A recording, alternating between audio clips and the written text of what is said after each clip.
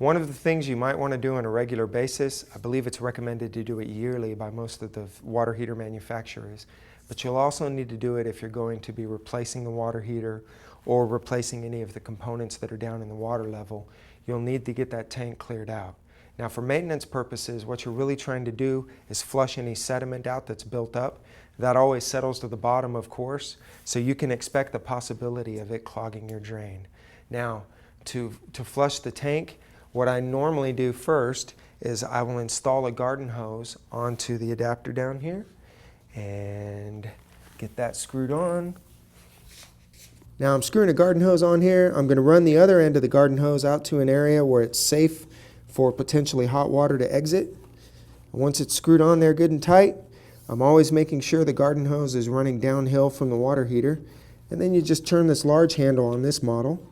Some models have what looks like a garden hose spigot that you just open up. You may need a standard screwdriver to open them up. But once they're open like that, you should get some flow. That flow will be restricted. Coming back up. That flow will get restricted by the amount of sediment that's settled in the bottom of the tank. For this reason, I don't turn the water off yet. I give it a few moments for the pressure of the incoming water to continue to exert pressure on the tank to help blow out the sediment. Now, if you want to take it up a notch, you can use a device like this. What I've got here is a braided water heater line that's got the female end and a seal on one end. The other end is also female, and it screws onto an adapter with a valve where I can turn off air. Has a nozzle here where a standard air compressor hose would mount onto.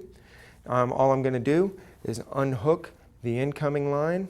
I'm going to screw this in its place, after I've turned off the water, of course. I'm going to screw this in its place, hook up my air compressor, plug it in, hook that hose on here, and open it up. At that point, the air compressor is now putting air pressure on this tank, and it'll blow the rest of the water out under enough force. The biggest advantage here, besides the fact that it'll blow out any sediment right away, is it'll empty this tank in 5 minutes flat. Sometimes a little longer, sometimes a little shorter. Whereas if you do it exclusively with gravity, you can expect to wait 45 minutes, an hour, depending on the size of the tank and the amount of sediment and the type of drain valve it's working through. So if you got an air compressor sitting around and you want to put together something fancy, this will work great. And to be honest, you might use this hose on your replacement anyway. So if you're going to replace your hoses, make sure one of the hoses, maybe spend a few extra dollars to get the adapter and the valve you need to make this happen. And you can get that done in a much more reasonable time. This is one of those plumber's tricks that keeps them from having to be at a house for 2 hours to get a water heater changed, when 45 minutes of that is just waiting for it to drain. And we all know that an empty water heater is a much lighter water heater, and therefore it's much safer for you to relocate. You can use this though even if you're going to be servicing elements or something like that as well. But that's a great little tip.